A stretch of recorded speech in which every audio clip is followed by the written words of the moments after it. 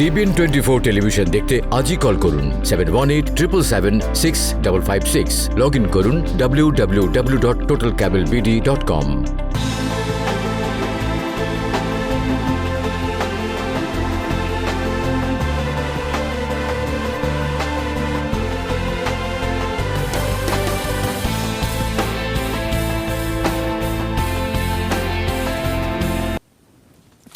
যে যেখানে আছেন সবাইকে স্বাগত জানাচ্ছি। দেখছেন টিবিএন অ্যানালাইসিস, আপনাদের সঙ্গে আছি আমি সুলতানা রহমান।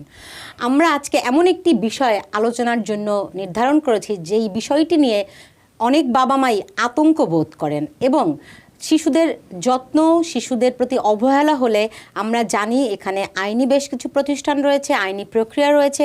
অনেক সময় শিশুদের প্রতি যত্নের অভাব কিংবা অবহেলার অভিযোগে শিশুদেরকে পরিবার থেকে নিয়ে যাওয়া হয় এবং কেন, কোন কোন ক্ষেত্রে কী ধরনের আচরণ করলে শুধুমাত্র নির্যাতনই নয়, অবহেলা একটা অনেক বড় কারণ হয়ে উঠতে পারে, পরিবার থেকে শিশুদের বিচ্ছিন্নতার একটি বড় কারণ হয়ে উঠতেই পারে।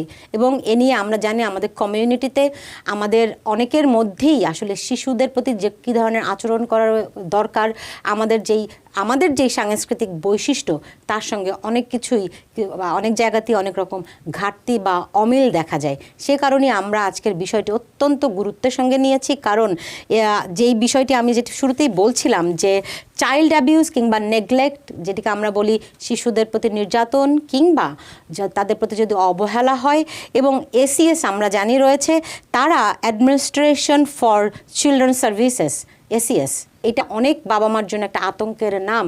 কারণ অনেক সময় দেখা যায় শিশুদের প্রতি অবহেলা বা অযত্ন কিংবা নির্যাতনের অভিযোগ এনে এসিএস শিশুদেরকে পরিবার থেকে নিয়ে যায় এবং অনেক সময় পরিবার এ নিয়ে বড় ধরনের আতঙ্কে ভোগে। তাহলে শিশু নির্যাতন কি, শিশুদের প্রতি অবহেলা কোনটি, কী আচরণ করলে, এমনকি মৌখিকভাবে যদি উচ্চস্বরে শিশুদের সঙ্গে কথা বলা হয় এবং তাতে যদি শিশু আঘাতপ্রাপ্ত হয়, সেটিও শিশু অবহেলা কিংবা নির্যাতনের মধ্যে পড়তে পারে। এই পুরো বিষয়গুলি কখনো কখনো অনেক জটিল, তথ্যের ঘাটতির কারণেও আমরা অনেক সময় সংকটে পড়তে পারি, যে কারণে অত্যন্ত গুরুত্বের সঙ্গে আমরা আজকের বিষয়টি নির্ধারণ করেছি। শিশুর প্রতি অযত্ন, অবহেলা বা নির্যাতন, এসিএস এবং বাবা মার আতঙ্ক। আর এই বিষয় নিয়ে আমাদের সঙ্গে আজকে অতিথি হিসেবে রয়েছেন মীর এম রহমান, তিনি জুরিস্ট ডক্টর এবং অ্যাটর্নি অ্যাট ল। তাকে স্বাগত জানাচ্ছি। তার আইনি অ্যাটর্নি অ্যাট ল যেহেতু তিনি ইমিগ্রেশনেরও অ্যাটর্নি, ইমিগ্রেশনের বিষয়ে তিনি বিশেষভাবে অভিজ্ঞ। এছাড়া আইনি যে কোনো পরামর্শের জন্যই আপনারা তার কাছে ফোন করতে পারেন। আপনাদেরকে আমন্ত্রণ জানিয়ে রাখলাম। মীর এম রহমান, আপনাকে আরও একবার স্বাগত জানাচ্ছি। সেই সঙ্গে জানতে চাই আসলে যে এই যে শিশুদের প্রতি অবহেলার ঘটনা আমাদের কমিউনিটিতে কতখানি ঘটে এবং অনেক বাবা মা আমরা বিভিন্ন সময় শুনি যে শিশুদেরকে পরিবার থেকে নিয়ে যাওয়া হয়েছে, এসিএস নিয়ে গেছে, কিংবা এসিএস খবর পায় কিনা অনেক সময় পরিবার আতঙ্কের মধ্যে ভোগে। বিষয়টি আসলে কি, যদি একটু ব্যাখ্যা করতেন আমাদেরকে। ধন্যবাদ আমাকে আবার ডাকার জন্য। আমি একসময় টিবিএনে বেশ কিছুদিন এসেছিলাম আমন্ত্রিত হয়ে, তো আবার আমন্ত্রণ পেয়ে খুব ভালো লাগলো। তো এগুলো একটা ব্যাপার। আর হ্যাঁ, আমি এদেশে পড়াশোনা করে জুরিস্ট ডক্টর ডিগ্রি করে গত 22 বছর ধরে এখানে অ্যাটর্নি এবং জেনারেল একটা প্র্যাকটিস করি। তো তার মধ্যে বিভিন্ন কিছু আছে। আর যেহেতু নিউ ইয়র্কে আছি, ইমিগ্রেশন অবশ্যই একটা বিশেষ ব্যাপার। তো হয় কি যে এখানে অনেক মানুষ আছে, অনেক আপনারা প্রোগ্রাম করেন ইমিগ্রেশনের ব্যাপারে। আমি চেয়েছিলাম যে সামথিং ডিফারেন্ট, যেগুলো আমি অন্য যেগুলো করি সেগুলোর উপরে হলে মানুষজন হয়তো বা একটু অন্য কিছু ব্যাপারও ইনফরমেশনগুলো পেলেন। কারণ এটা হচ্ছে টিবিএনের একটা প্রোগ্রাম, এটা আমার কোনো প্রচারের প্রোগ্রাম না। এটা টিবিএনের সামাজিক দায়বদ্ধতা থেকে তারা মানুষকে যে বিভিন্ন উপকার করছে সে ধরনেরই একটা বিশেষ অনুষ্ঠান এটা। তো আমরা উপস্থাপকের গাইডেন্সে, ওনার পরিচালনায়, ওনার নির্দেশ অনুযায়ী আজকে আমরা টিবিএনের পক্ষ থেকে আপনাদেরকে কিছু ইনফরমেশন দেওয়ার চেষ্টা করব।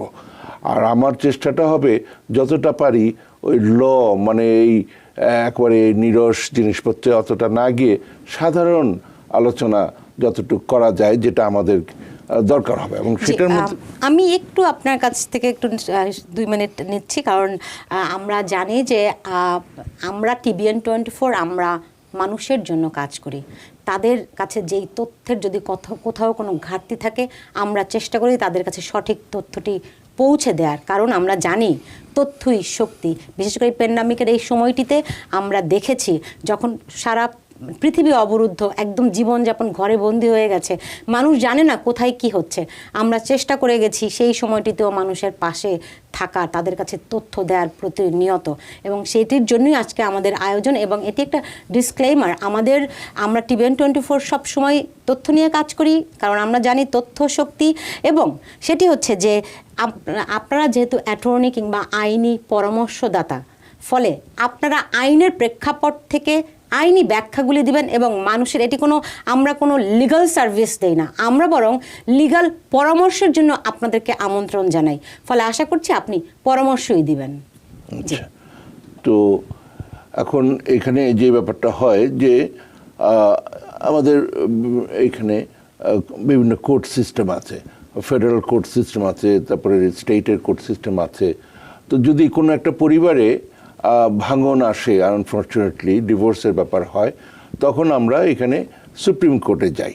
সেই নিউ ইয়র্ক সুপ্রিম, যেমন আমরা যেহেতু নিউ ইয়র্ক সুপ্রিম কোর্টে যাই, ওটা কিন্তু হাইয়েস্ট কোর্ট না, হাইয়েস্ট কোর্ট হচ্ছে কোর্ট অফ আপিলস, এখানে একটু পিকুলিয়ার লাগে।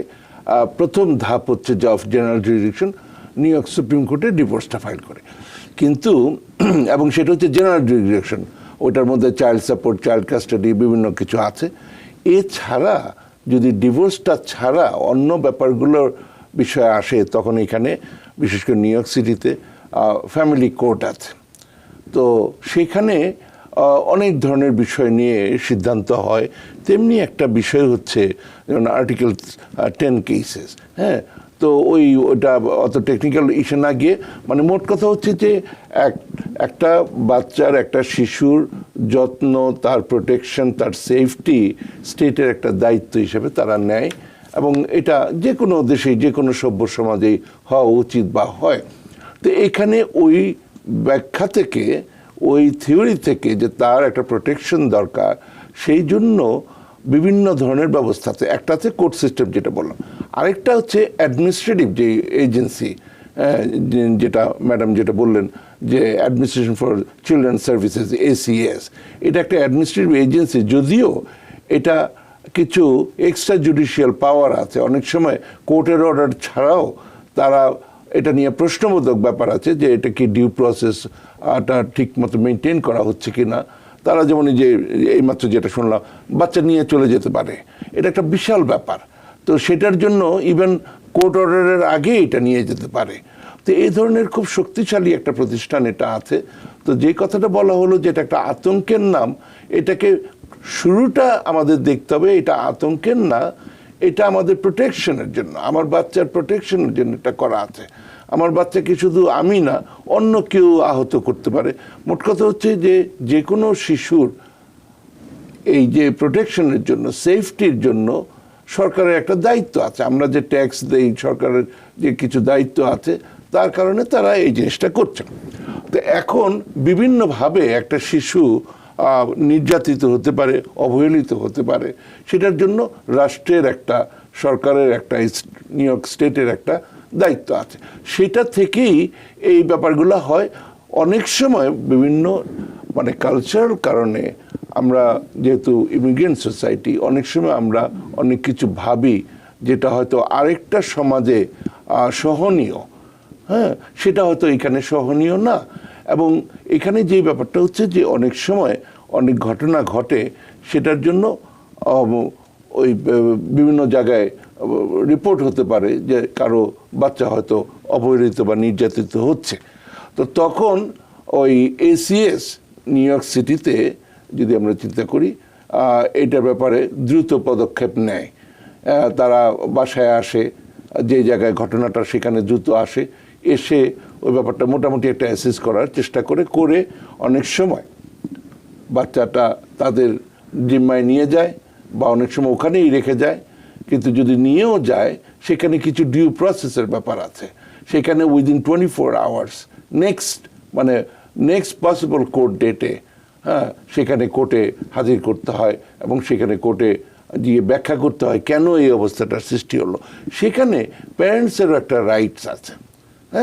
তো সেই জিনিসটা আমাদের জানতে হবে যে এক হচ্ছে যে কিছু কিছু কাজ করা যাবে না, আর একটা হচ্ছে যদি এই ধরনের কোনো পরিস্থিতি হয় তখন বাবা মার যে বা তার গার্ডিয়ানের কি কি রাইটস আছে। বা অনেক সময় যে জিনিসটা হয় যেটা খুব দুঃখজনক, যে হয়তো একজনের না বুঝে অনিচ্ছাকৃত কোনো কাজের জন্য এসিএসকে ফোন করলো, সরকারি সংস্থায়, এটা অ্যাকচুয়ালি শুধু এসিএসকে না, পুলিশেও যদি ফোন করে 911 কল করে, এটা আলটিমেটলি ওভাবে যাবে। 7 থেকে 15-র মধ্যে এক ধরনের অবস্থা, 15 থেকে 17 এক ধরনের অবস্থা, মানে বিভিন্নভাবে এটা অ্যাড্রেস করা হয়। তো তখন এটা হয়তো ভুল ফোন করা হয়েছে। তো ফলে ওইখানে একটা খুব বড় ইম্পর্টেন্ট জিনিস হচ্ছে যে ইনভেস্টিগেশন, যে এটা 60 দিনের মধ্যে একটা ইনভেস্টিগেশনের ব্যাপার আছে, সেটা একটা ইম্পর্টেন্ট জিনিস। আরেকটা জিনিস হয়, হয়তো বাবা মার নিজেদের মধ্যে কিছু গণ্ডগোল হলো, তখন এক প্যারেন্ট আরেক প্যারেন্টের নামে এই ধরনের চাইল্ড অ্যাবিউজ বা চাইল্ড নেগলেক্টের মিথ্যা অভিযোগ দিতে পারে। সেটাও আরেকটা, মানে এই সমস্ত বিভিন্ন কারণে এটা আতঙ্কের কথাটা হয়তো চলে আসে, যে হয়তো এরকম ইচ্ছাকৃত কোনো ব্যাপার। আপনি কিছু বলুন। হ্যাঁ, আমি বলতে চাচ্ছিলাম যদি আমাদেরকে একটু একটু করে ব্যাখ্যা করতেন, ধরেন চাইল্ড অ্যাবিউজ কোন কোন ক্ষেত্রে, ধরেন শারীরিকভাবে নির্যাতন হলে ডেফিনেটলি এটা অ্যাবিউজের মধ্যে পড়বে। আমি দেখেছি যদি লটা যদি আমরা একটু দেখি, সেক্ষেত্রে যদি তাকে ভার্বালি অ্যাটাক করা হয়, যদি কোনো গালাগালি করা হয়, সেটিও কিন্তু অ্যাবিউজের মধ্যে পড়বে। এই জিনিসগুলো যদি একটু ব্যাখ্যা করতেন। ব্যাপারটা হচ্ছে যে শারীরিক যদি আঘাতের ব্যাপার আসে, তাহলে এটা খুবই অ্যাপারেন্ট, এভিডেন্ট যে এখানে অ্যাবিউজের একটা ব্যাপার আসলো। ইভেন হয়তো তাকে মানে করা হয় নাই, কোনো ব্যত্যাঘাত করা হয় নাই, কি চর দেওয়া হয় নাই, কি ঘুষি দেওয়া হয় নাই, কিন্তু শেক করা হয়েছে। আবার ইন্টেনশনালি না, আনইনটেনশনালিও যদি করা হয়, সেটাও অ্যাবিউজের মধ্যে পড়বে। তো এই জাতীয় যে ব্যাপারগুলো আছে, যে একটা বাচ্চাকে যে বিভিন্নভাবে, যে শারীরিকভাবে বা মানসিকভাবে বা ভার্বালি তাকে যদি প্রতিনিয়ত বিভিন্ন রকমভাবে গালাগালি করা হয়, তাকে ডিমিন করা হয়, সেটা অ্যাবিউজের মধ্যে পড়ে। ফলে আপনারা বুঝতেই পারছেন শুধুমাত্র চর থাপড় এগুলিই নয়, যদি বাচ্চাকে একটু ঝাঁকিও দেওয়া হয়, এটিও কিন্তু চাইল্ড অ্যাবিউজের মধ্যে পড়বে। আমি এরকম অভিযোগও শুনেছি, শিশুকে কোনো মশা কিংবা পোকা কামড় দিয়েছে, গায়ে দাগ হয়েছে, স্কুলে শিক্ষক জিজ্ঞেস করেছে যে কি হয়েছে, শিশু তো শিশুই, সে হয়তো ঠিকমতো বলতে পারেনি, শিক্ষকের সন্দেহ হয়েছে, তারা এসএসএফকে কল করে দিয়েছে, রাইট? হ্যাঁ, এবং এই যে শিক্ষকের কথাটা সেখান থেকে টেনে নিয়ে যদি আমি বলি, এই ধরনের কিছু ম্যান্ডেটরি রিপোর্টিংয়ের ব্যাপার আছে, যেমন শিক্ষক, নার্স, ডাক্তার, এই ধরনের বিভিন্ন ল এনফোর্সমেন্ট এজেন্সির অফিসার, ওনারা যদি এই ধরনের কোনো কিছু ফিল করেন যে এই বাচ্চা, এই শিশু নির্যাতিত হয়েছে বা অবহেলিত হয়েছে, এবং সেটি শুধুমাত্র শারীরিক নির্যাতন নয়, যদি মানসিকভাবেও তারা বোধ করে থাকেন কোনো না কোনোভাবে এই শিশুটি ঘরে মানসিক নির্যাতনের শিকার, তাহলেও কিন্তু তারা রিপোর্ট করতে পারে। শুধু পারে না, হ্যাঁ, করে। ব্যাপারটা হচ্ছে ম্যান্ডেটরি, মানে তাদেরকে রিপোর্ট তারা যদি না করে, বরং তারা সেটা অপরাধ হিসেবে বিবেচ্য হবে। হ্যাঁ, আমি বলবো হ্যাঁ হ্যাঁ।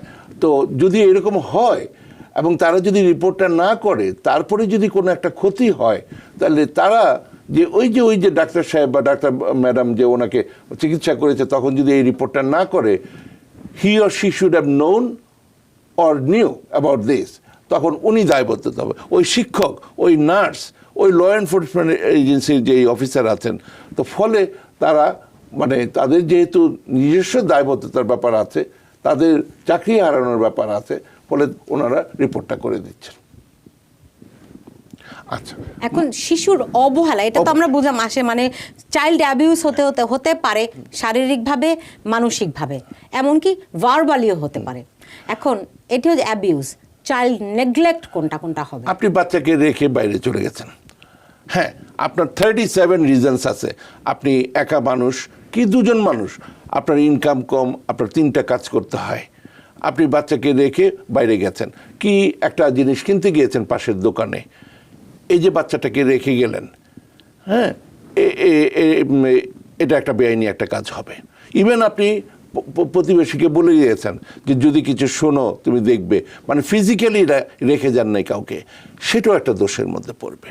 তাকে রেগুলার আপনি ডিমিন করতেছেন, হ্যাঁ আমার বাবা আমার মা আমরা সবসময় এত ভালো রেজাল্ট করেছি, তুমি কিছুই করতে পারলাম না, তোমার বড় ভাই ভালো করেছে, বোন করেছে, তুমি কিছু, তোমাকে দিয়ে কিছুই হবে, এইভাবেই করে যে তাকে ডিমিন করাটা, হিউমিলিয়েশন করাটা, সেটাও আপনার একটা মানে বেআইনি হিসেবে বিবেচিত হবে। ফলে বুঝতেই পারছেন যদি বাচ্চারা রেজাল্ট ভালো না করে তাকে কিন্তু বকা দেওয়া যাবে না, রাইট? হ্যাঁ, তো ব্যাপারটা হচ্ছে যে মানে ন্যাচারালি ওইটাও একটা দায়িত্ব। বাচ্চার রেজাল্ট খারাপ হলে তাকে মোটিভেট করে কথাবার্তা বলে তার রেজাল্ট যাতে ভালো হয়, সেটা একটা দায়িত্ব। আমরা আপনার একটা পার্থক্য আমাদের কালচারালি একটু আমাদের হয়তো আমরা অনেক সময় স্পষ্ট ধারণা করতে পারি না যে মোটিভেশন আর হচ্ছে গিয়ে আপনার তাকে বকাঝকা করা, দুটার মধ্যে যে একটা বিরাট খুবই স্পর্শ একটি পার্থক্য আছে, আমরা অনেক সময় বুঝতে পারি না। আমরা মনে করি যে আসলে মারের উপরে ওষুধ নাই, রাইট? আচ্ছা, তো ঠিক আছে। এখন আমি মোর যেই ব্যাপারটা যে এটা যখন হলো, এই ধরনের কেউ এটা সামহাও এটা রিপোর্টেড হলে, তখন যেই বাচ্চাটাকে যে নিয়ে চলে গেল, তারপরে যে যখন কোর্টে যাবে, মানে ব্যাপারটা হচ্ছে যে ওই সময় মানে ওরা নিয়ে গেল মানেই ওইটাই শেষ কথা না। হ্যাঁ, ACS just yet another agency, এবং তারা এটা করলো, তারা ভুলও করতে পারে এবং ভুল প্রায় করে। তারা তাদের চিন্তাধারা থেকে এটা করলো, হয়তো ব্যাপারটা এরকম ছিল না, এখানে হয়তো অনিচ্ছার ব্যাপার ছিল, ব্যাপারটার অন্য ব্যাখ্যা আছে, বা এটার অন্যভাবে ব্যাপারটাকে ট্রিটমেন্ট করা যেত। সেই সময় আপনাদের উচিত হবে যে এটাকে নিজেকে ডিফেন্ড করা, কারণ না হলে এটার মানে লং টার্ম একটা ক্ষতি হয়ে যেতে পারে। ডিফেন্ড করার আগে, যাওয়ার আগে আমরা অনেক সময় দেখি ধরেন বাবা মা ঝগড়া করছে, মাঝখানে শিশুটি রয়েছে, সেই ক্ষেত্রেও তো এটি চাইল্ড নেগলিজেন্স হবে, তাকে তো এক্সপোজ করা যাবে না কোনো রকম ভায়োলেন্সের সামনে, রাইট?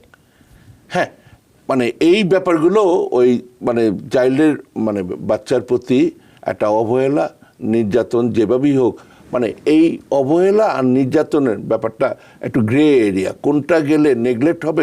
মোট কথা হচ্ছে যে তার শারীরিকভাবে বা মানসিক উন্নতির পথে অন্তরায় হবে এমন কিছু কাজ করা ব্যাপার যাতে না হয়, সেই জন্য স্টেট একটা দায়িত্ব নেয়। রাইট। এখন আমরা বাবা মারা তো মনে করি যে আমরা সন্তানের সবচেয়ে ভালো চাই, বাবা মার চেয়ে সন্তানের ভালো পৃথিবীতে আর কেউই চাইতে পারে না, রাইট? সেই দিক থেকে স্টেট কেন এই প্রোটেকশনগুলো তাদেরকে দিতে হচ্ছে? এটা এই জন্য যে এটা আপনি যেটা বললেন যে বাবা মাই সবচেয়ে ভালো চাওয়ার কথা, এটা সবসময় হয় না। প্রথম কথা হচ্ছে যে অনেক বাসাতেই যে শুধুমাত্র যে বায়োলজিক্যাল বাবা এবং মা থাকে তা না, কেউ সিঙ্গেল প্যারেন্ট, তার বয়ফ্রেন্ড আছে, তার হয়তো স্টেপ প্যারেন্ট আছে, সেখানে হয়তো তারা একরকম ব্যবহারটা করবে না যদি বায়োলজিক্যাল ফাদার না হয় বা মাদার না হয়। আবার বায়োলজিক্যাল প্যারেন্ট হলেই সবাই যে সন্তানের প্রতি খুব যত্নশীল বা ভালো দায়িত্বশীল তা না। এরকম বহু ঘটনা আছে যেগুলো যদি এই যে যেমন ACS এর লোকজনদের যখন ট্রেনিং দেওয়া হয়, যে সমস্ত বুকলেটস আছে, যে সমস্ত ছবি আছে, ভিডিও আছে, এগুলো এমন সব ঘটনা আছে যে রাষ্ট্র যদি এই দায়িত্ব না নিত তাইলে আমরা একটা সভ্য সমাজ হিসাবে দাবি করতে পারতাম না। হ্যাঁ, কিছু ভুল হয়, সেই জন্য আমাদের প্রোটেকশন নেওয়া উচিত, কিন্তু অ্যাট দ্য সেম টাইম প্রচুর ঘটনা আছে যেগুলো যদি তারা মানে আমরা দেখাই, ভিডিওতে দেখাই যে কত ধরনের গরম স্ত্রী পেছন দিক দিয়ে চাপা দিচ্ছে, বাকিটা বুঝতেই পারছে তো কোথায় চাপা দিচ্ছে, এই ধরনের ঘটনা ঘটে, হাতে চাপা দিচ্ছে। হ্যাঁ, তারপরে প্রচুর মানে এমনভাবে মেরেছে যাতে করে মানে তার অবস্থা মানে সংকটাপন্ন, এরকম বহু ঘটনা আছে। মানে বাবা মা হলেই তারা যে ভালো হয় তা না, এটা হচ্ছে এক ধরনের মানসিক রোগ থাকতে পারে, তার চরিত্র খারাপ থাকতে পারে, কিন্তু আবার অনেকে মানে অসুস্থ, মানসিকভাবে অসুস্থ, তারা জানে না বা শুধু মানে ইচ্ছাকৃতভাবে না, অনিচ্ছাকৃতভাবে হয়তো তারা দায়িত্বশীল না বা তারা যোগ্য না বাচ্চা ঠিকমতো লালন পালন করার জন্য, তখন স্টেটের যেহেতু, যেমন যদি এই জিনিসটা হয়, এটার পলিসিটা কোথায়, মানে লটা তো একটা আছে, এখানে পলিসিটা যদি আমরা দেখি, এই বাচ্চাটা যদি সামহাও আঘাতপ্রাপ্ত হয়, এই দায়িত্বটা কার? আলটিমেটলি গিয়ে রাষ্ট্রের উপরে যাবে। এই রাষ্ট্র যখন এই হাসপাতালে মানসিকভাবে বা শারীরিকভাবে তার চিকিৎসা করবে, এই টাকাটা কে দিবে? জনগণের ট্যাক্সের পয়সায় এই খরচটা হবে। ফলে রাষ্ট্রের একটা দায়িত্ব আছে, সেই দায়িত্ব থেকে এই জিনিসটা করা হচ্ছে সবসময়। মানে এই যে এসিএস এর যে কথা বল, চাইল্ড প্রোটেক্টিভ সার্ভিসে এক এক জায়গায় এক এক ধরনের নাম ব্যবহার করা হয়। এই যে ঘটনাটা ঘটতেছে, প্রথমে আমাদেরকে একটা ভালো মনে, খোলা মনে এবং শ্রদ্ধার সাথে তাদের আমরা স্মরণ করি। কিন্তু তারা যদি মানে যে সমস্ত মানে যারা কাজ করেন ওখানে, তারা যদি ভুল করেন, সেটার ব্যাপারে যেন প্রোটেকশন থাকে, সেই জন্য আইন থাকার কথা এবং আছে। রাইট। এখন আমরা অনেক সময় এরকম শুনি, মানে আমরা আজকে শিরোনাম করেছি যে এসিএস বাবা মার আতঙ্কের নাম। অনেক সময়ই আমরা অনেক দেশেই গত 2 বছর আগে কানাডাতে দেখেছি বিরাট ফাইট হয়েছে শিশুর যত্ন নিয়ে, এবং তাদের যারা চাইল্ড প্রোটেকশন করার যেই এজেন্সিগুলো রয়েছে, একটা ইন্ডিয়ান ফ্যামিলিতে, বছর 2 আগের ঘটনা, আমাদের এখানেও বেশ আলোচিত ঘটনা ঘটে। তো আমরা অনেক সময় ভুল ধরেন, আমাদের এক ধরনের কালচার আছে, আমরা একভাবে শিশুদের লালন পালন করি, অন্য কমিউনিটি অন্যভাবে করতে পারে, কিন্তু একটা বেসিক স্ট্যান্ডার্ড, একটা ফরম্যাট আসলে এই আইনের মধ্যে রয়েছে, তাই তো? এখন আমাদের কালচারের ভিত্তিতে আমাদের বাবা মার কোন কোন জায়গাগুলোতে সতর্ক হওয়া প্রয়োজন, আমাদের সেলফ এডুকেশন দরকার। আচ্ছা, একটু যদি যেহেতু আমি দেখতে পাচ্ছি টিভিতে যে চাইল্ড নেগলেক্টের এখানে যে জিনিসটা এর আগেরটা যেটা ছিল, সেই ব্যাপারে আমি একটু কথা বলতে চাই। এখানে 2টা অংশ দেখলাম, ড্রাগস নিয়ে কথাবার্তা হচ্ছে। এই দেশে এখানে এই নিউ ইয়র্কে মোর দেন 70% কেসেস অফ চাইল্ড নেগলেক্ট হচ্ছে বাসার মধ্যে। তারা ড্রাগ এডিক্ট এবং মানে ড্রাগের ব্যবসা বা ড্রাগের মানে সেবন, এই যে ব্যাপারগুলো হয়, এইখান থেকে মোর দেন 70% এইগুলা হয়, কি যেন বলে চাইল্ড নেগলেক্টের ব্যাপারগুলো হয়। এটা যেহেতু আমি দেখলাম বলে আমি আপনাকে জানাতে চাই। আমার কাছে পুরো জিনিসটারই এটা আছে, আমরা কি কি করলে চাইল্ড নেগলেক্ট হয়, কি কি করলে চাইল্ড অ্যাবিউজড হয়, আমরা কিন্তু এই স্লাইডে প্রত্যেকটা জিনিস আমরা আপনাদেরকে দেখাচ্ছি, এবং আমরা ভালো লাগলো যে আপনি এটা এইভাবে করে। জি, আমরা কিন্তু এই আলোচনার মধ্যে থেকে আপনারা যারা স্পষ্ট আরো জানতে চান, বুঝতে চান, আপনারা ভালো করে দেখতে পাবেন। প্রত্যেকটি ক্রাইটেরিয়া কিন্তু এখানে দেয়া রয়েছে এবং আমরাও ব্যাখ্যা করার চেষ্টা করেছি। এইবার আমি যেতে চাই যে বাবা মার করণীয় কি রয়েছে এবং আমরা কিভাবে করে সেলফ এডুকেটেড হতে পারি এইসব বিষয় নিয়ে। আমি এই ব্যাপারে খুব একটা কিছু বলতে চাই না, এই জন্য যে আমি হচ্ছে একজন অ্যাটর্নি, আমি সমাজকর্মী বা নিউ ইয়র্ক স্টেট কি বলছে আমরা কিন্তু অলরেডি আপনি দেখতে পাচ্ছেন, স্ক্রিনে দেখতে পাচ্ছি যে নিউ ইয়র্ক স্টেট তাদের কতগুলি নির্দেশনা রয়েছে যে বাবা মাকে কি কি করতে হবে। তো মানে আমি শুধু বলতে চাই যে এখানে আমি আপনাকে যেই জিনিসগুলো শেয়ার করেছিলাম, হ্যাঁ, এটা আপনি আরও আপনারা প্রচার করতে পারেন বিভিন্নভাবে। মানে বিভিন্ন ধরনের মিডিয়া আছে, সাধারণ পত্রিকা আছে, টিভি, এগুলো আছে যে বাবা মারা কি করতে পারেন। আমার শুধু কথা হচ্ছে, যদি এই ধরনের অবস্থায় কেউ কোনো বাবা মা পড়েন, তখন বিভিন্ন ধরনের কোর্ট কেস হয়, সেগুলোতে ওনারা যেন ঠিকমতো সঠিকভাবে নিজেদেরকে রিপ্রেজেন্ট করেন। ওকে, সেক্ষেত্রে প্যারেন্টসরা নিজেদেরকে কিভাবে ডিফেন্ড করে, তাদের জন্য আইনি প্রক্রিয়াগুলো কি কি রয়েছে? বিভিন্ন ধরনের। আপনার প্রথম কথা হচ্ছে যে অনেক সময় যে জিনিসটা হয়, এটা অনিচ্ছাকৃত ভুল হয়, অজ্ঞতার থেকে জিনিসগুলো হয়। সেখানে বিভিন্ন ধরনের এডুকেশন প্রোগ্রাম, বিভিন্ন ধরনের ট্রেনিং প্রোগ্রাম, বিভিন্ন ধরনের কাউন্সেলিং প্রোগ্রাম এগুলো রয়েছে। এগুলার জন্য বিভিন্ন সোশ্যাল ওয়ার্কার রয়েছেন, তারা যখন এই ব্যাপারগুলোতে জড়িত হয়ে যান, তখন এই ধরনের বিভিন্ন অপশন আমরা মানে হাজির করে আমরা এই ধরনের বিভিন্ন ডিলে যাই, যে তারা এই ধরনের বিভিন্ন ধরনের কাউন্সেলিংয়ে যাক, তাতে করে আমরা তাদের যে অন্যভাবে শাস্তি হতে পারতো, সেই শাস্তিটা কমিয়ে বা বাচ্চাটাকে যেন পার্মানেন্টলি না নিয়ে চলে যায়, হ্যাঁ, এবং তাদের কাছে রেখেই তাদের কাউন্সেলিংয়ের মাধ্যমে যাতে করে ব্যাপারটা নিষ্পত্তি হয় এবং ম্যাক্সিমাম কেস আমরা চেষ্টা করি স্টিপুলেশনের মাধ্যমে দুই এজেন্সি মানে বাবা মার সাথে যে ওই ধরনের যেই মানে এখানে যেটা নিউ ইয়র্ক সিটি বলতেছে এসিএস বলতেছে তাদের সাথে একটা স্টিপুলেশনের মাধ্যমে যাতে করে পার্মানেন্টলি একটা সেপারেশন না হয়ে যায় সে ধরনের আমরা চেষ্টা করি। রাইট, সেক্ষেত্রে বাবা মার মানে রক্ষা কবচ হিসেবে কি কি আইন রয়েছে? প্রথম কথা হচ্ছে যে বায়োলজিক্যাল প্যারেন্টস যারা বা যারা কেয়ার গিভার, মোট কথা হচ্ছে যে ইঞ্জিনিয়ার কেয়ার গিভার, তাদের একটা রাইট আছে যে তারা ভুল করলো বিভিন্নভাবে বিভিন্ন পরিস্থিতির মধ্যে দিয়ে তারা শোধন করে আলটিমেটলি যে এই যে ফ্যামিলি টাইজটা বাচ্চাটা ফ্যামিলির মধ্যে বড় হলেই বেস্ট হয়। কথা হচ্ছে যে এই ভুলভ্রান্তি যেগুলো হবে সেটা শোধন দরকার, সেটা শোধন করে আলটিমেটলি যেমন একেবারে termination of parental rights extreme কোনো পর্যায়ে আমরা যাতে না যায় সেটা দেখাটা আমার মনে হয় যে আমরা এটা খুব চেষ্টা করি। কোন ধরনের অভিযোগ হলে খুব এক্সট্রিম পর্যায়ে যায় এবং শিশুকে বায়োলজিক্যাল প্যারেন্টসের কাছ থেকেও নিয়ে যায়? ব্যাপারটা হচ্ছে আর একটা জিনিস যেটা এর মধ্যে আলাপ হয় নাই, প্রচুর বাচ্চা সেক্সুয়ালি অ্যাবিউজড হয়।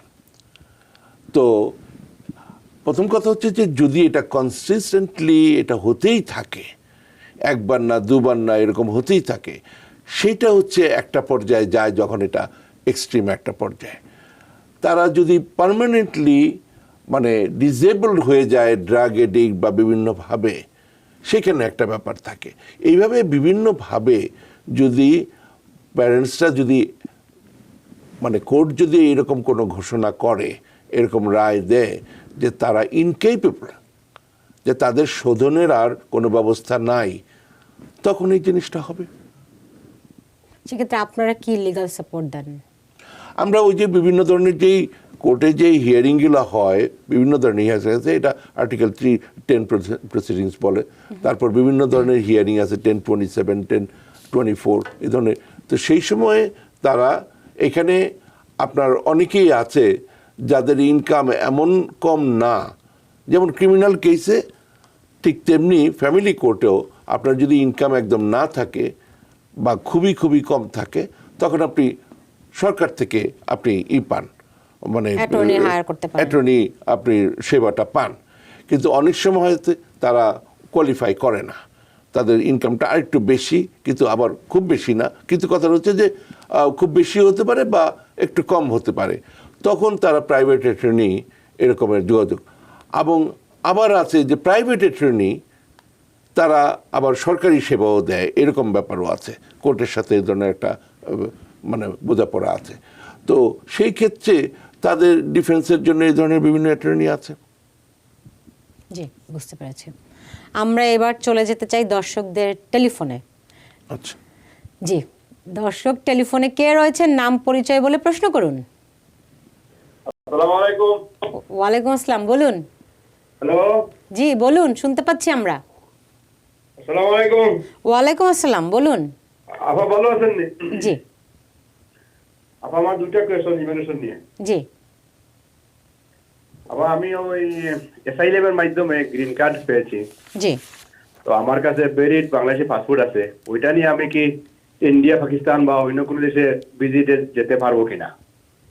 আর 2 নম্বর প্রশ্ন হলো, ওই আমার ফ্যামিলির জন্য আমি অ্যাপ্লাই করেছি, তো সবকিছু পার হয়ে আমি ডিএইচকে নম্বর পেয়েছি আজ থেকে 5 মাস আগে। এখন ইন্টারভিউ ডেট পেতে আর কতদিন সময় লাগবে? এই দুইটাই। জি, অনেক ধন্যবাদ। জি, অ্যাটর্নি মীর রহমান। আমি মানে অবাক হচ্ছি না, বিকজ যদিও আমরা চাচ্ছি যে অন্য একটা বিষয়ে আলোচনা করতে, কিন্তু আলটিমেটলি আমাদের যেটা হয় প্রচুর ইমিগ্রেশন প্রশ্ন থাকে, এবং এটা খারাপ কিছু না। আমাদের সমাজে এখনো যে যেমন ক্রাইম বা বিভিন্ন রকমের এই ধরনের আমরা ইমিগ্রেন্ট কমিউনিটি, আমাদের ইমিগ্রেশন সংক্রান্ত প্রশ্ন তো থাকবেই। তো ঠিক আছে, অসুবিধা নাই। একটা তো হচ্ছে যে আপনি যদি অ্যাসাইলাম ভিত্তিক আপনি কোনো রিলিফ পেয়ে থাকেন, যেই রিলিফই পান, আপনি সিটিজেন হওয়ার আগ পর্যন্ত আপনি যেই দেশের থেকে নির্যাতিত হয়ে এসছেন, আপনি যেই দেশের থেকে এসছেন মানে, এবং মানে মোট কথা হচ্ছে যেই হোম কান্ট্রিতে বা যেখান থেকে আপনি নির্যাতিত দাবি করে যে অ্যাসাইলামটা পেলেন সেখানে আপনি যেতে পারবেন না। এবং অনেকে গেছে এবং অনেকে গিয়ে পার পেয়ে গেছেন, কিন্তু আজকাল এদের মানে ওনাদেরকে নিয়ে এসে আবার তাদের অ্যাসাইলামটা নিয়ে নেওয়ার চেষ্টা করা হচ্ছে। তো ফলে সিটিজেন হওয়ার আগ পর্যন্ত আপনি যেই দেশ থেকে মানে যেমন আপনি যদি বাংলাদেশের হন তাহলে যদি ওইখানকার সরকারের বিরুদ্ধে বা ওই দেশের কোনো ঘটনার বিষয়ে বলে অ্যাসাইলাম পেয়ে থাকেন ওখানে যাবেন না, শেষ কথা। আর দ্বিতীয় প্রশ্নটি আমি ভুলে গেছি, ওটা ছিল বোধহয় ফ্যামিলি, ওটা কতদিন লাগবে। এখন কথা হচ্ছে যে উনি এখন কোন অবস্থায় আছেন, যদি গ্রিন কার্ড হোল্ডার থাকেন সেটা একটা, বা অ্যাসাইলাম মাত্র হয়েছে, হ্যাঁ এখন গ্রিন কার্ড হয় নাই, তখন যে এগুলা সবচেয়ে বড় জিনিস হচ্ছে সোজা কথা ধরে নেন দেরি হচ্ছে সবার। এবং এই জন্য এই উকিল টুকিলদের অবস্থা খুবই খারাপ, কারণ তারা ধরে নিছে এই উকিল না হইলেই বোধহয় আমার সব ঠিক হয়ে যেত, কারণ মানে দেরি হচ্ছে, তো দেরি হলে মানে উকিলের দোষ। তো ইটস ওকে, মানে এখন কি করা যাবে। কিন্তু কথাটা হচ্ছে যে প্রতিটা বিষয়, ইভেন একটা রিসিপ্ট নোটিশ আসছে। আপনি এরকম করে বলেন না, আপনি আমার দর্শকরা হচ্ছে গিয়ে বেশিরভাগ সময় ক্লায়েন্ট, সুতরাং আমি ক্লায়েন্টদের পক্ষ থেকে একটু বলতে চাই অনেক সময় অ্যাটর্নিরা ভুল করেন। এমনও আজই আমাকে একজন ফোন করেছেন, একজন অ্যাটর্নির কথা বলেছেন যে তিনি তার ফাইল রেখে হানিমুনে চলে গেছেন এবং তার ইন্টারভিউ ডেট মিস করেছেন, তার আজ পর্যন্ত কাগজপত্র নেই। এরকম ঘটনা ঘটে, একটা না দুইটা না, এরকম হাজার হাজার ঘটনা আছে। সুতরাং আপনি দর্শকদেরকে দোষ দিয়েন না। না, আমি দর্শকদের দোষ দিচ্ছি, আমি বলছি যে দোষটা হয় এই ব্যাপারে, এই যে এখন যে দেরিটা হচ্ছে সেটা মানে খুব ন্যাচারাল, যে তারা আশা করে যে অ্যাটর্নি নিয়েছি সবকিছু সুন্দরভাবে হবে, তারা সব কিছু সুন্দরভাবে করেছেন, কিন্তু কথা হচ্ছে সরকার থেকে ওই রিসিপ্ট নোটিশ আসতেও লাগতেছে 6 মাস। আমি ওখানে ভুল করছি। কেউ যদি খারাপ হয়, আপনি জানেন না কত অ্যাটর্নি অ্যারেস্টেড হচ্ছেন। এই যে এই ঘটনা ঘটতেছে, এই ধরনের প্রচুর ঘটনা আছে, এবং যার ফলে তারা অ্যারেস্টেড হচ্ছেন, তাদের লাইসেন্স চলে যাচ্ছে, তারা জেলে আছে। আমার ফ্লোরে আমি দেখেছি। সুতরাং আমি অবাক হচ্ছি না, এটা সত্য কথা, এরকম প্রচুর আছে। ফলে আসলে শুধুমাত্র অ্যাটর্নিদেরই দায়িত্ব নয়, ক্লায়েন্ট হিসেবে আপনাদেরও দায়িত্ব রয়েছে নিজের কেসের ব্যাপারে একদম সর্বোচ্চভাবে আপডেটেড থাকা, নিজের কখন কোন তারিখ রয়েছে সেগুলি খোঁজ খবর রাখা। আশা করি আপনারা সেই সচেতন অবস্থায় থাকবেন। টেলিফোনে চলে যেতে চাই, দর্শক কে রয়েছেন, নাম পরিচয় বলে প্রশ্ন করুন। দর্শক কে আছেন? হ্যালো, আমার নাম মনসুর চৌধুরী। জি বলুন। আমি আমার ভাইদের জন্য অ্যাপ্লাই করছি 2011 মার্চে। ওকে, এখন আর কতদিন লাগতে পারে এটা কি জানতে চাইছিলাম। জি অনেক ধন্যবাদ। এই মুহূর্তে আমি যতদূর জানি 2007-এ যারা অ্যাপ্লাই করছে, সেটা 2007 চলছে, হ্যাঁ, তাদের ব্যাপারটা মানে আমি মোটামুটি ধরে নিচ্ছি আপনি বাংলাদেশের, হ্যাঁ, তো তাদের কেসটা এখন প্রসেস হচ্ছে। ইন জেনারেল কথাবার্তা এগুলা, হ্যাঁ, তো প্রথমে হচ্ছে ম্যাচিউর করতে হবে, কারেন্ট হতে হবে, তারপরেও লাগছে 1-2 বছর। ফলে এগুলা যে কতদিন লাগবে এই জাতীয় প্রশ্নের উত্তর আমি সাধারণত দেই না। কথা হচ্ছে আপনার কন্ট্রোলে যেটা আছে, আপনি সঠিকভাবে ঠিকমতো জিনিসগুলা সাবমিট করেছেন কিনা, যাতে করে ওটা আবার না চলে আসে, এবং সব কিছু ঠিকমতো যে ওরা যারা দেওয়া দরকার, কারণ burden of proof is on you. ওরা চাবে না, আপনি যদি ঠিকমতো না দেন যা হওয়ার কথা, আপনার এটা ডিনাই হয়ে যাবে। তো ফলে ওইটা আপনি মোটামুটি চেষ্টা করেন ঠিকমতো করতে। তারপরে কতদিন লাগবে এটা কারো কোনো হাত নাই, যখন আসার এটা আসবে। এখন যদি 11 হয়ে থাকে, আরও 4-5 বছর ইজিলি লাগবে, যা অবস্থা দেখা যাচ্ছে। আর এটা ভালো হওয়ার আমি কোনো সামনে কিছু দেখতে পাচ্ছি না। ট্রু, আমাদেরকে সেদিনও বলছিলেন যে আসলে যেভাবে করে দীর্ঘ হচ্ছে তাতে করে এবং প্রলম্বিত হচ্ছে, তাতে করে এই যে গ্যাপ প্রায় 12-13 বছরের, এটি আরও বাড়তেই থাকতে পারে, অন্যান্য দেশের ক্ষেত্রে আরও বেশি। আমি শুনছিলাম সেদিন ইন্ডিয়া এবং ফিলিপাইন্সের ক্ষেত্রে 20 বছরের মতো লেগে যায়। সেদিক থেকে আমরা এখনও সহনশীল আছি বোধহয়। টেলিফোনে যেতে চাই, দর্শক কে রয়েছেন, নাম পরিচয় বলে প্রশ্ন করুন। হ্যালো, জি বলুন। জি আসসালামু আলাইকুম আপা। ওয়ালাইকুম আমার একটা কোশ্চেন ছিল যে, জি হ্যালো শুনছেন? হ্যাঁ আমরা শুনছি, প্রশ্ন করে ফেলুন। হ্যাঁ জি, আমার অ্যাকচুয়ালি আমার হাজবেন্ড একটু মানে সে অনেক রাগী, অনেক সময় মানে সে ইয়ে করে। এর মধ্যে একটা ঘটনা হয়ে গেছে। ও আর কি মানে আমার মেয়ে আছে ধরেন 24 বছরের মেয়ে, আর আমরা সে রাগ হয়ে মানে ওকে ধাক্কা মারছে, আমাদেরকে বিয়ে করেছে। তার আমার মেয়ে তখন রাগ হয়ে পুলিশ কল করেছিল, তখন এটা একটা ইস্যু চলে গেছে, মানে ওরা আসছে যাই হোক, তারপরে একটা কেস হয়ে গেছে। এখন ধরেন যতই হোক আমরা তো বাঙালি, ও হয়তো রাগের সময় যাই করেছে এই করেছে, এখন এটা আমরা কিভাবে করবো? এটা অ্যাটর্নির এসে গেছে, এটা ধরেন কোর্ট গেছে, এখন আমাদেরকে একটা দিতে হবে, মানে স্টেটমেন্ট দিতে হবে, করতে হবে। আমরা জানি যে ও একটু, এবার আমরা চাচ্ছি না যে ওর কোনো এমন কোনো ক্ষতি হোক বা হোক। এখন আমাদেরকে একটাই মানে ওরা কতগুলো কোশ্চেন পাঠিয়েছে, তো ওটা আমাকে লিখতে হবে, করতে হবে, এটার উপরে গিয়ে আবার ধরেন কেসের হবে আর কি, বুঝছেন? তো আমরা এটা কিভাবে কি করা যায়, মানে জিনিসটা মানে আমাদেরকে এখন জি, অ্যাটর্নি মীর এম রহমান অবশ্যই আপনার প্রশ্নের আইনি পরামর্শ তো মানে দেবেন। আমার হাজবেন্ড একটু হোক, তারপর আমি চাচ্ছি না যে আমার ফ্যামিলি। অবশ্যই আমরা বুঝতে পেরেছি, কারণ আমরা বুঝতে পেরেছি বাচ্চারা। হ্যাঁ জি, কারণ পরিবারের প্রতি কারোর প্রতি এরকম ঝামেলা আসুক কেউই আমরা তা চাই না। কিন্তু অ্যাটর্নি এম রহমান, আপনি নিশ্চয়ই তার আইনি পরামর্শটি দিবেন, তার কি কি করণীয় রয়েছে। আমার তরফ থেকে একটি প্রশ্ন থাকবে যে এই আমার এই আপার হাজবেন্ডের অ্যাঙ্গার ম্যানেজমেন্টের জন্য কি করণীয় রয়েছে? জি, মানে ও যখন রাগ হয়, ওর রাগের কোনোই থাকে না। আপনি যেটা আমরা বুঝতে পেরেছি, অ্যাঙ্গার ম্যানেজমেন্ট কিন্তু রয়েছে সবকিছু। এখন আমরা এটা কিভাবে ফেস করব? আমরা চাচ্ছি সে নিজেও যাতে একটু লেসন নেয়, যাতে ভবিষ্যতে এমন না করে এবং তার কোনো ক্ষতি না হয়। রাইট। জি, এটা কোন এখন আমাদেরকে জি কোন কোর্টে আছে, মানে ক্রিমিনাল কোর্ট, ফ্যামিলি এটা কোর্ট? আমি অ্যাকচুয়ালি ফ্লোরিডায়, নিউ ইয়র্কে না। আচ্ছা, এখানে আমাদেরকে 12 তারিখের মধ্যে বলছে জানাতে হবে। এখন আমাদেরকে ধরেন ওদের থেকে লেটার আসছে, আসছে, ওরা কতগুলো ফর্ম পাঠিয়েছে, অনেক কিছু। তো আমরা ওই ধরনের কিছু চাচ্ছি না, নিচে স্টেটমেন্ট দেওয়া যায়, ওইটা চাচ্ছি আর কি। আচ্ছা, আমি নিউ ইয়র্ক এবং নিউ জার্সির অ্যাটর্নি, আমি ফ্লোরিডার এই ব্যাপারে কোনো পরামর্শ দিব না। তবে আমি আপনাকে আপা অনুরোধ করব, আপনি ফ্লোরিডাতে যারা অ্যাটর্নি বা লয়ার রয়েছেন অবশ্যই তাদের কাছ থেকে পরামর্শ কিন্তু গ্রহণ করুন। আমারও ঠিক স্পষ্ট এই বিষয়ে ফ্লোরিডার আইন কি আছে জানা নেই, তবে একটা বেসিক কিছু ফর্ম্যাট তো থাকারই কথা, তাই না? না, যতই বেসিক থাকুক, আমি যেহেতু একজন অ্যাটর্নি, আমি যেহেতু ফ্লোরিডার অ্যাটর্নি না, আমি ওই ব্যাপারে কোনো পরামর্শ দেব না। আমার শুধু কথাবার্তা হচ্ছে যে আপনার এই যে মুখে বা লিখিতভাবে যা বলবেন যে কোনো জায়গায়, এটা আপনার বিরুদ্ধে ব্যবহার করা হতে পারে। সুতরাং আপনি প্রপারলি আপনি মার্ডার কেসের আসামিও নিজেকে নিজে মানে রিপ্রেজেন্ট করতে পারে, আপনি নিজেকে করতে পারেন। কিন্তু কথা হচ্ছে, আমার সাজেশন হচ্ছে এই ধরনের বিষয়ে definitely you should be represented, এবং আপনি কী ধরনের উত্তর দিবেন এগুলা পুরো ব্যাপারটা প্রেক্ষাপটে, ওখানে কি হয়েছিল সেই প্রেক্ষাপটে এবং কী ধরনের প্রশ্ন আছে ওখানে, সেগুলো দেখে ওখানে যারা প্র্যাকটিস করেন, যারা লাইসেন্স প্র্যাকটিশনার, তাদের সাথে দেখা করতে হবে। রাইট। এসিএস এর কিন্তু ফ্লোরিডা চ্যাপ্টার রয়েছে, এটি সবগুলো স্টেটেই রয়েছে। আমি গুগলে মাত্র সার্চ দিয়েই পেলাম।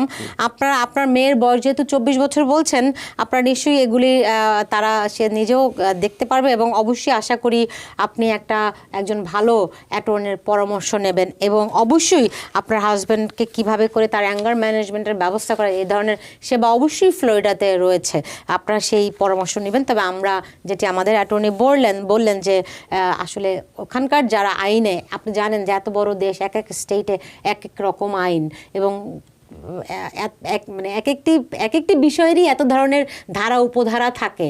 সুতরাং আপনি ফ্লোরিডার কোনো অ্যাটর্নির পরামর্শ নেবেন, আমি আপনার কাছে সেই অনুরোধটি রাখলাম। এরকম কিন্তু আমাদের অনেক সময়ই হয় যে রাগের মাথায় অনেক রকম ঘটনা ঘটে যায়। অনেক সময় মানুষ নিজের রাগটা নিয়ন্ত্রণে রাখতে পারে না, কিংবা আমাদের অ্যাঙ্গার ম্যানেজমেন্টে অনেকেরই ঘাটতি রয়েছে। ফলে অনেক সময় একটা ঘটনা ঘটে যায়, পরে আমরা গিয়ে বুঝতে পারি হ্যাঁ, এটা তো আমি এখন আরও অনেক রকম আইনি ঝামেলায় পড়ে গেলাম। সেক্ষেত্রে আপনার কি পরামর্শ রয়েছে? আমার জি, কথা হচ্ছে যে রাগ হবেন না, আপনি 24 বছরের মেয়েকে আপনি ধাক্কা, মানে উনি হয়তো লজ্জায় ঠিক মতো বলতেও পারতেছেন না। আমি বুঝতে পেরেছি, যে, কারণ উনি ধাক্কা দিয়েছেন, না ধাক্কাটা চরের পর্যায়ে গিয়ে পড়েছে। হ্যাঁ, তো এগুলো করবেন না। এগুলোর জন্য আবার কাউন্সিলিং আছে, অ্যাঙ্গার ম্যানেজমেন্ট কোর্স আছে, এটা নিউ ইয়র্কেও আছে। বা আমরা অনেক সময় ওই ডোমেস্টিক ভায়োলেন্স কেসে আমরা গিয়ে ওই ধরনের কেসেস মানে কোর্স টোর্স করিয়ে তার ইটা একটু কমিয়ে নিয়ে আসি, শাস্তিটা কমায় নিয়ে আসি। তো ওই ধরনের ব্যবস্থা আছে, কিন্তু কথা হচ্ছে যে এগুলোতে যেতে হবে কেন? এটা কি আপনার আমেরিকা কেন, বাংলাদেশে থাকলেই কি আপনার এটা করার কথা ছিল? কথা ছিল না। এটা আপনি কোথাও না, এটা আরকানসাসেও না, ফ্লোরিডাতেও না, নিউ ইয়র্কেও না, হ্যাঁ, এটা ব্রাজিলেও না। সুতরাং এটা বন্ধ করে দেন, তাহলেই হয়ে গেল গিয়া। এরকম আর করবেন না। কিন্তু বিষয়টা তো অনেকের জন্য এত সহজ নয়। সহজ না বলেই তো কথাটা বলছি। Right. আমার মুখের দিকে তাকান, এগুলো এখন থেকে আর করবেন না, শেষ কথা। করবেন না মানে কি তার হাজবেন্ড করবেন না, নাকি তিনি বরদাস্ত করবেন না? না না, হাজবেন্ডে করবে না। রাইট। এখন হাজবেন্ডও তো দেখতেছে, বউ হয়তো বলতে পারতেছে না শরমে, বউ বলতেছে একটু রয়েস হয়ে বলতেছে। এখন থেকে এই ধরনের কিছু করবেন না। বলবেন যে এক উকিলের সাথে দেখা হয়েছিল, মোটা সোটা দেখতে, সে বলছে তুমি এখন থেকে এরকম আর রাগারাগি করবে না, শেষ কথা।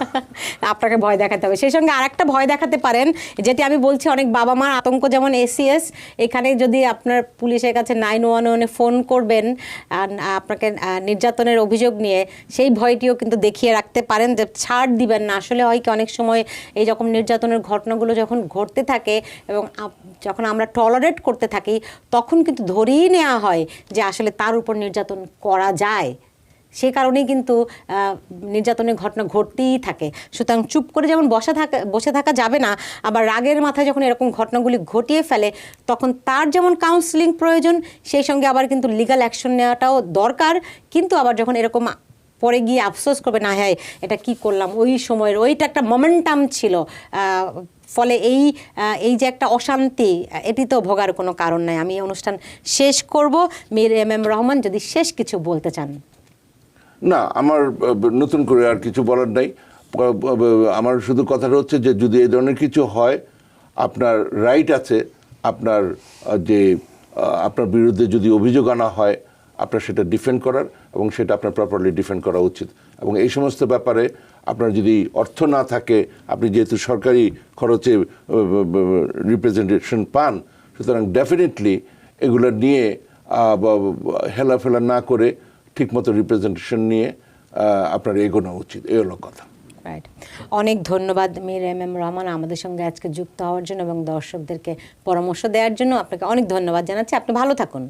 আপনারা ভালো থাকবেন। ধন্যবাদ আমাকে ডাকার জন্য। জি, এবং দর্শক আপনারা যারা এতক্ষণ আমাদের সঙ্গে ছিলেন, যে যেখানে আছেন সবাই ভালো থাকবেন, সেই প্রত্যাশা রেখে বিদায় নিচ্ছি। শুভরাত্রি।